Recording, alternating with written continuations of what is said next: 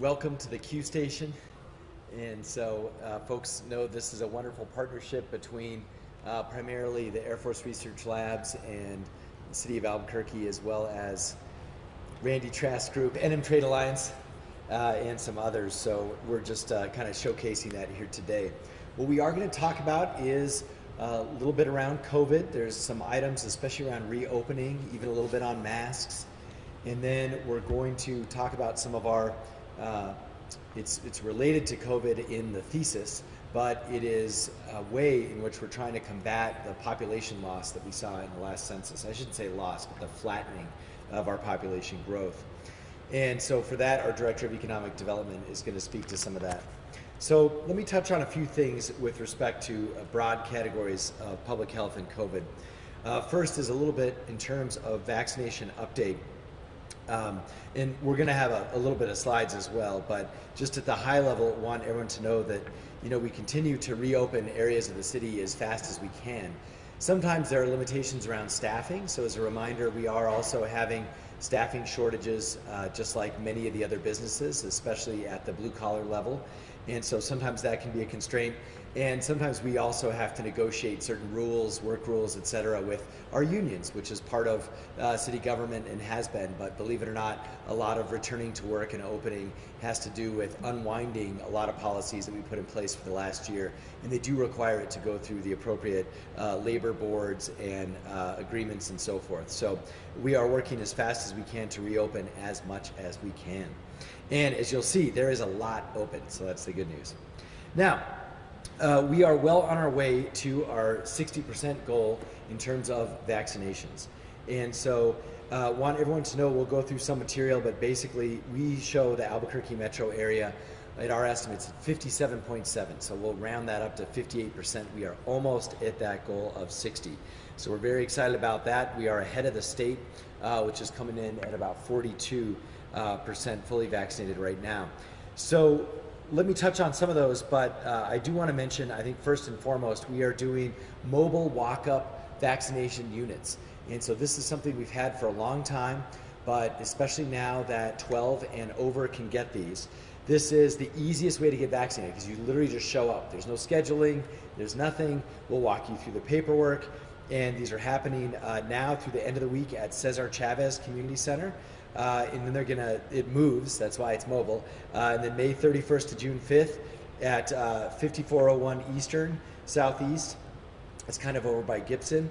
And also then on June 7th to the 12th at John Marshall Center. And these hours and locations are all available on our website, and they're all weekdays noon to 6:30 p.m. So you can join after work actually. And the Saturday days are 9 to 1:30 p.m. And if you're under 16 and coming without a guardian, you do need a signed consent form, and you can get that at cv.nmhealth.org. And we're also hosting a walk-up clinic this Thursday, and so we're welcoming a really cool guy, Stan Cottrell. He is inspired by Forrest Gump. He's 70 and he's running across the country, and he's going to be in Albuquerque. And so we're pairing that with a vaccination clinic and some announcements regarding our city marathon program, actually. So that is going to be at Veterans Memorial Park, which is on Louisiana. And again, that is going to be Thursday. Okay, now our multiple departments are working on that. All that information's on our websites, and we'll be putting it out too on social media. So let's talk quickly about where we're at in terms of our numbers. I'm going to pull this out to walk through a couple of slides here. And so bear with me as I manually flip through this. So here's our sort of dashboard where we're at. And again, as I mentioned, we're at 57.7 on our unofficial numbers. That's excellent.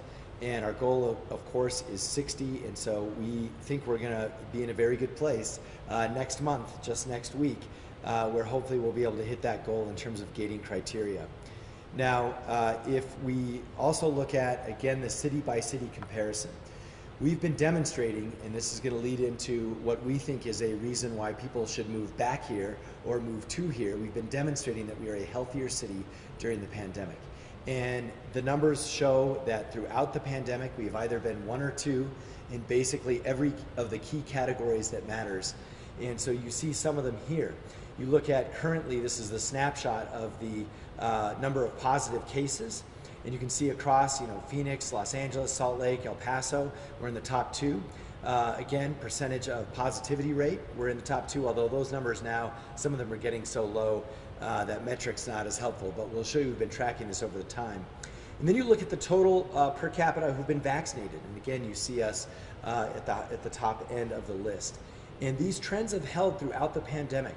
So I'm not going to dwell on these too long, but Albuquerque is the thick black line there. And so in this graph, you want to be at the bottom.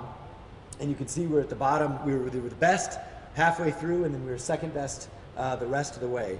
And again, that's cumulative confirmed cases. And so positivity rate, this is sort of the same story again. Throughout the pandemic, we've just done an outstanding job. And it's a credit to our state health department, to our hospitals, and to everyone, frankly, the public, for just working with us to try and keep everyone safe. And in a little bit on our vaccination rates too, because a lot of people ask about the other, percentage of 16 without at least 1 dose. And so you see this number, we're doing very good on that 1 dose count as well in the metro. So I think some encouraging information for sure for us, and it is a good segue into our Home for Life campaign. So I'm going to tee that up in just a moment, but I do want to touch on masks, because I'm getting lots of questions about masks.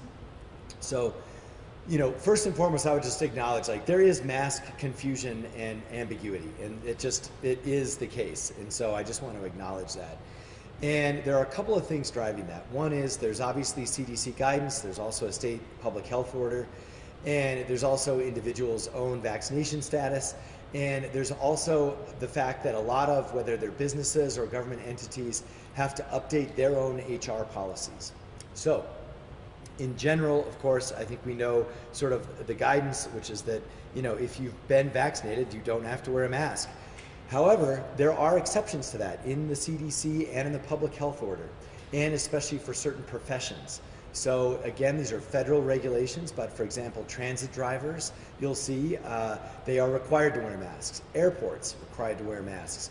Interestingly, zookeepers required to wear masks because of transmission to animals. I'm not here to debate that, I'm just telling you that's the rule. And yet the public doesn't have to wear masks at the zoo. Again, presumably if you are vaccinated.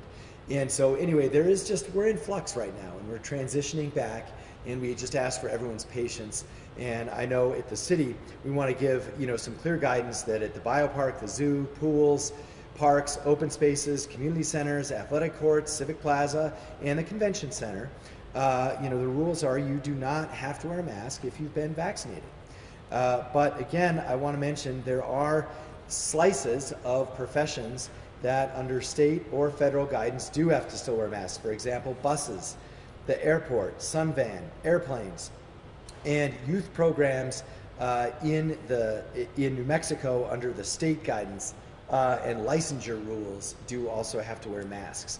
And I know it's the last day of school for my kids at APS, but they've had to require masks too. So, I mean, the main thing is, I think, just try and respect whatever signs on the door. Try and respect each other regardless of what situation you're in. And I think in not too long, all of these regulations hopefully will fade away. Now, let's switch a little bit to economic development. And we know that as part of our full reopening, we were really building towards a economic recovery. And for us, we also know that consumer confidence is always something that's sort of top of mind. But we know that we're using every tool available to essentially build back our city's economy. And you've seen this from our construction projects to lift up working families during the pandemic, our New Deal style infrastructure investments, $200 million that we've pumped into libraries and road repairs all over the city and community centers.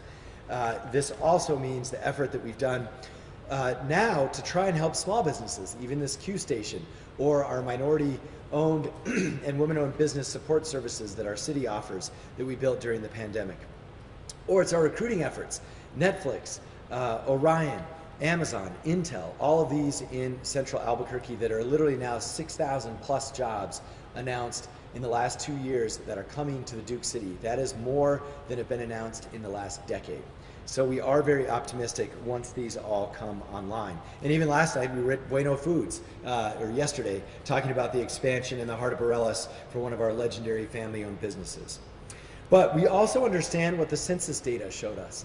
And the interesting thing about that is, first, it was a little old. So just as a reminder, it came out in 2019, so before the pandemic year. And what we've seen in real estate data is that, obviously everyone knows this, like houses are, one, not for sale because people aren't moving as much out of here. And when there is a house for sale, it gets scooped up right away. So the numbers have drastically been changing during the pandemic. And we believe that's because we are a healthier place to live. We know that our kids are starting to move back home, or our kids are starting to stay here and go to UNM. And this is driving these real estate factors that are much more up to date than the census. So our economic development department decided to really piggyback on this. And they started working on this back in October. And it's hitting just right in terms of opening up, in a sense that we put together a campaign with one of our great local marketing firms, and it's called the Home for Life campaign. And what it means, obviously, is we think Albuquerque should be your home for a number of reasons. And it should continue to be your home for life. And that life part is a real strong reference to health, and to the fact that whether it's hospital beds, or it's open space, or it's safety during a pandemic, or availability of a vaccine, or it's the ability to work from home, or it's our empty office space downtown where you can still get an urban environment but have space to spread out. All of these come together in this concept that Albuquerque right now is a better place to make your home for life. So to hear more about this program, and by the way, this is a sort of rejuvenation of the Boomeranger program, which some of you might remember.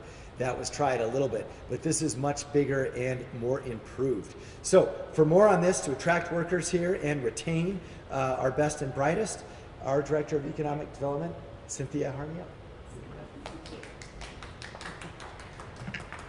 Thank you, Mayor, and thank you, everyone. Yes, a golf clap. This is really exciting. My first live and in-person press conference. Well, as Mayor mentioned, I am the Director of Economic Development for the City of Albuquerque. And as you'll hear, we've received very promising early data and have expanded our campaign from 4 cities to 11 cities. And with a number of factors, as you heard from the mayor, the U.S. population from both suburban areas and metropolitan centers to amenity-rich mid-sized cities, Albuquerque is well positioned to benefit from that shift that we're seeing. With our low-cost living, our superb climate, recreational options, our beautiful, diverse culture, a highly effective response to COVID-19, and easy accessibility through our international sunport, Albuquerque is really in a position to capitalize on all of those trends that have really been accelerated by the pandemic. And that is why we launched and have expanded the Albuquerque Home for Life campaign. Now, despite long-term census data, as you can see here on the slide, even before the pandemic, Albuquerque ranked number 6 in top cities people chose to move to in 2019. And as personal priorities shift, so do populations. We see, those that are looking for new cities, they're seeking shorter commutes, more convenience, room to breathe, and a lower cost of living. Other cities like San Francisco, New York, Dallas, which have been hotspots in the past, are now actually losing people due to population. Natural disasters, traffic congestions, cost of living, and so many other factors. Now, this really spells opportunity for cities like ours, like Albuquerque, but it also means a more competitive environment and the need for highly targeted marketing, promoting a standout brand like Albuquerque to residents and businesses alike. Now, Albuquerque, as I mentioned, is really poised to meet this current moment in time, thanks to many of our strengths. I mentioned the great outdoors. We have, we're blessed with 4 seasons, a wonderfully temperate climate, and 300 plus days of sunshine per year. Albuquerque really is a dream for outdoor enthusiasts, those hikers out there. The city is home to an array of recreational options, from hiking, golfing, and skiing, to collegiate and professional sports, to simply taking in the surrounding beauty. Affordability, with a median home price of about $200,000 and monthly rents averaging between $800 and $1,000. Albuquerque's cost of living is consistently below the national average, as you can see here. And not to mention a low-risk contemporary city with a clean, stable environment that, as Mayor mentioned, and I mentioned earlier, responded to the pandemic promptly and effectively. Given Albuquerque's unique positioning and opportunities, this campaign concept was developed to highlight the city's, again, healthy, resilient nature, affordability, and high quality of life, and our unique sense of place. Now, we're calling this initiative the Albuquerque Home for Life campaign, and the project, as Mayor mentioned, it targets we've got 2 target areas. Number 1 is remote workers who can do their job from anywhere, and former residents of the city, also known as boomerangers. Now, our messaging focuses on Albuquerque's not only our clean air, not only our abundant sunshine, but our vast number of parks and spaces like this, here, the Q Station.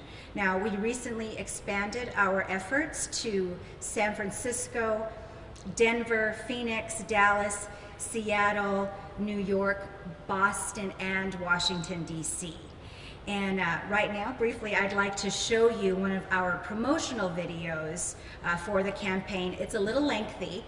It's been, sliced to fit social media and other outlets, but I'd like to showcase the entire video. Please oblige me.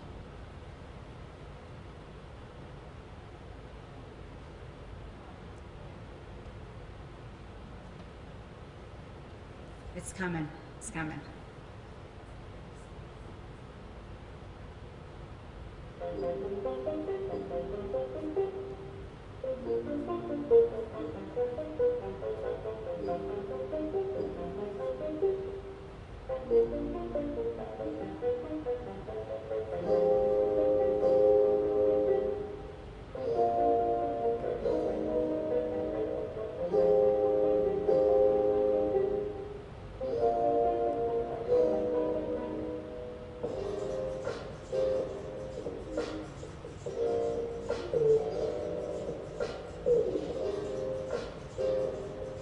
Albuquerque is a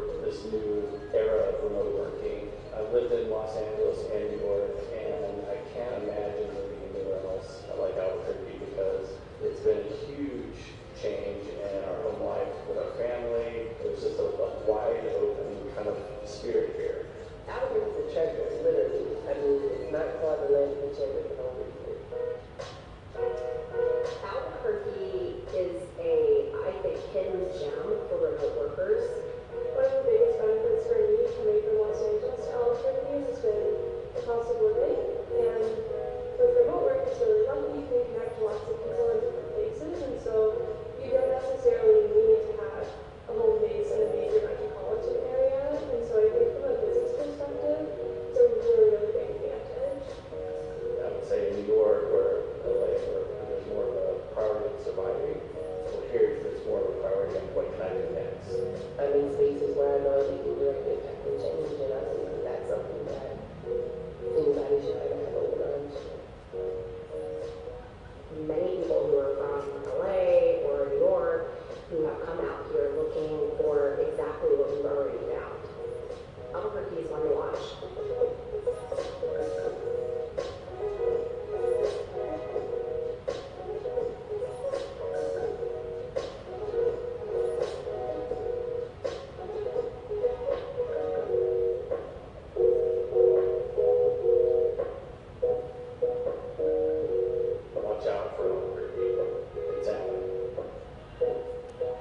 Watch out for Albuquerque, it's happening. So I'll just share some early successes with you all. Now, program performance measurements show interest and engagement above national averages, for advertising metrics. Now, in just 6 weeks, through May 19th, the campaign's digital ads received more than 20 million impressions and resulted in nearly 90,000 visitors to the Albuquerque Home for Life website. Total impressions since the campaign launch are more than 26 million. Now, these strong early metrics and major announcements, as the mayor mentioned, from Intel, Netflix, Orion, Amazon, among others, indicate that our efforts to bring jobs and workers to Albuquerque is starting this decade on a far stronger path for growth. And I'll close with this by saying this is just a component of our economic development recovery strategy that we will be rolling out in late June, early July. And with that, I'll hand it back over to our mayor.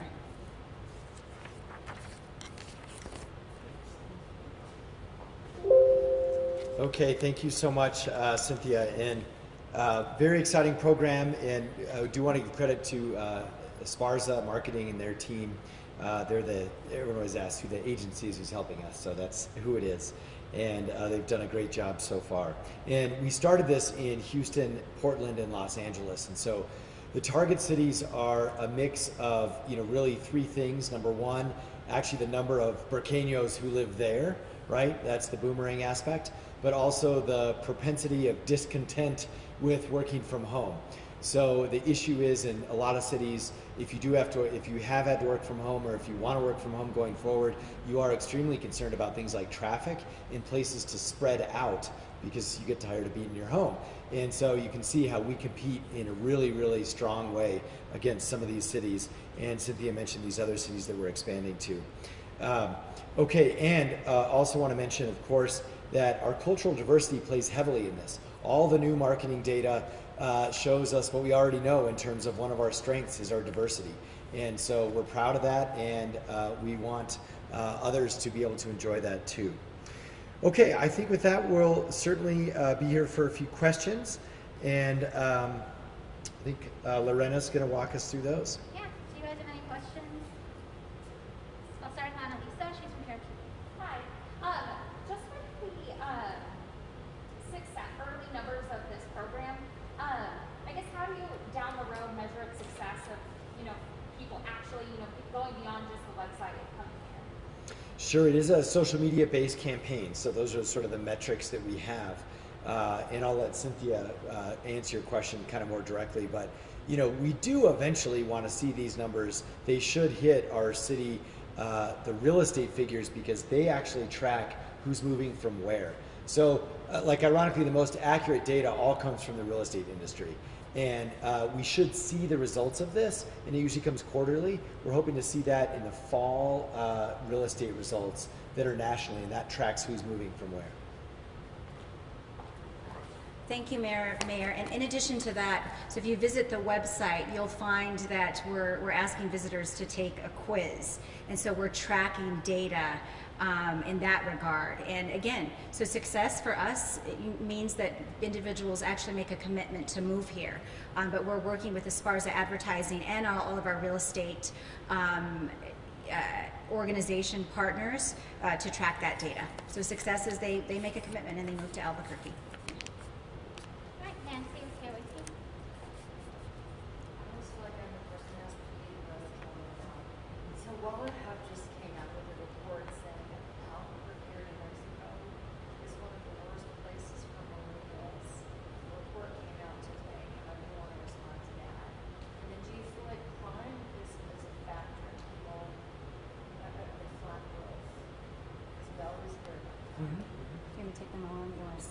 Sure. take from Owens. Well, Go ahead. you know, one thing about the Wallet Hub, we're happy to look at the methodology. I do know Wallet Hub is all over the board, and sometimes we agree with their methodology and sometimes we don't. So I also know that Forbes just came out with a tremendously great ranking for us. I forget exactly the category. So, you know, I think there are rankings that come out that are good and bad, and we're grateful for the good ones, and we got to work on the ones that highlight challenges. And so Cynthia can add on to this too, but you know, crime's our number one priority. It always helps to reduce crime. There's no doubt that's part of the puzzle, but we can't just sit around and wait. We've got to market what we're already good at and then fix what we need to fix, and that's the way to move forward. I'll just add, I mean, we're in this space that that really exists for those millennials who are venturing into space technology, directed energy, and you know, as we enter into recovery, which we have, we're going to see, we're having conversations with younger professionals every day that are looking for exactly what I just demonstrated and displayed in the PowerPoint. And so yes, again, to Mayor's point, we do have challenges that we have to address, but again, we can't wait you know, any longer. We have to get into recovery mode, and you'll see as we roll out our recovery plan in late June and early July, it addresses a lot of those concerns from the community. And then Will from KRQE. Yeah, yep. So, you know, great PowerPoint and everything. We're looking to draw people. hey, Yes, it's a lot of work, but you know, whatever. You know, hey, people get paid for that. We're looking to draw people to the state, but do we have any information on what kind of total last year's state on current residents and any numbers we have about people and businesses leaving the state? So the best place to go for that data really is the commercial real estate brokers. And so that slide which we shared with you comes from them. And so we can certainly send you that information. But that's really the experts who track that kind of data. And so ours is all going to come right from them. But we do know that over the course of the pandemic, right, you saw, I think New Mexico was second even to Idaho in terms of net movers in. And so again, that 2020 data looks very promising and the opposite of what the last decade looked like. Just to the first part of the presentation about pandemic-related information, as you said, we are in a transition, and so I'm just curious what that means from the city standpoint in terms of public health order enforcement and that kind of thing. If you could speak to that at all. Sure, so we continue to update the city's emergency public health order to more or less match the state. And so we've been doing that for almost 18 months now. And so that's also what we're doing. Now, when there's huge changes like this, it does take us a couple of weeks to actually reissue that emergency order and so forth. And so for us, either if we're not this week, next week, we'll be right in line with the state for all city government. Would you say you're like redirecting resources at all, you know, from enforcement or inspections to other? Oh, yeah. Kind of focus more and more? So look, we are drastically returning to normal city business. People are coming back to work physically. We're going to open City Hall in a couple of weeks. We're opening all our pools. We're opening the theaters. All of these people were repurposed, doing things like PPE. Our code enforcement folks are doing code enforcement for buildings. They're not doing public health order enforcement. Same thing, our fire department is getting ready for 4th of July as opposed to working on masks. And so we've shifted almost all our enforcement efforts, you know, unless there is something absolutely egregious. And so I think certainly by July, but if not in a couple of weeks, the city should be back to normal in terms of everything open that should be at whatever capacity is allowed, like 75%. And then we are right now having plans to just be 100% open with no regulations. And we're aiming for July 4th for that. We have a Zoom Yeah. question. So this is from Jessica at the Journal. As you spend money to lure new or recruiting residents to Albuquerque, what is the administration doing to ensure the center is affordable and accessible for people who are here? So we are trying to keep an eye on affordability, whether it's housing or accessibility to different services. And I think the positive news is that for the last decade, we have been so stagnant. We're starting from a very good place. But we continue our commitment, for example, to affordable housing. So we've got 200 new units that are supposed to be going up downtown. We continue to actually have very good standards with respect to all of our subsidized housing and development efforts all require different quotas for supportive housing. And even our master plan communities like, Mesa del Sol and Winrock, all of them have supportive housing and reduced rent type of options in them. So the good news is the city has very good ordinances to protect affordability. And so we'll see how those play out. Obviously, if that becomes a stronger issue, then we'll have to have some stronger ordinances. Any other questions? I don't know if you have done any kind of studies about how many people you are hoping to draw back to Albuquerque through this campaign. As someone from Houston, I'd rather live here than Houston weather-wise. But do you all have any numbers as far as how many people you are hoping to get to, combat the slow growth, stagnant growth from the census? I mean, Houston, anyway, I used to live in Houston too. The food is good there. Gotta say the food's good there. Houston's underrated. But come on, the traffic, the heat, anyway, no contest. But in terms of numbers that we're expecting, Sure. I'm happy to share. We can share some more detailed data with you. Happy to exchange contact information and get you that information. The full plan. Happy to share that. You're welcome. Yes, sure. There will be a link with the press release we'll be sending out after. And then we have another Zoom. yeah, and there's a little website and splash page up already. You can fill out the survey. It's kind of cool, actually. Yeah, it's just like 5 questions. What don't you like about where you live? Traffic. Okay, let's see. I think there was one more. Yeah, Zoom. Yeah. Jessica, speaking of returning to normal, is the city planning any summer fest or 4th of July? So, as part of returning to normal, I'm pushing hard to have lots of events this summer. I think they're all going to be a little bit different, but the good news is we're going to have them. So, we are working on a similar version to last year where we have some distributed 4th of July firework displays at parks around the city. The difference is this year you can actually go to them, but they're meant for you also to just be able to view from your driveway. So it'll be kind of a hybrid of what we did last year and what we normally do.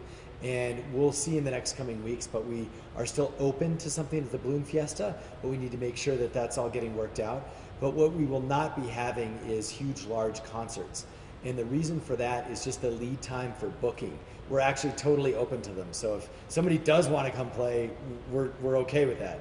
But to bring in those large acts like we usually do for Summerfest, it's just not in the cards, and that has to do with their touring schedules and the promoters and things like that.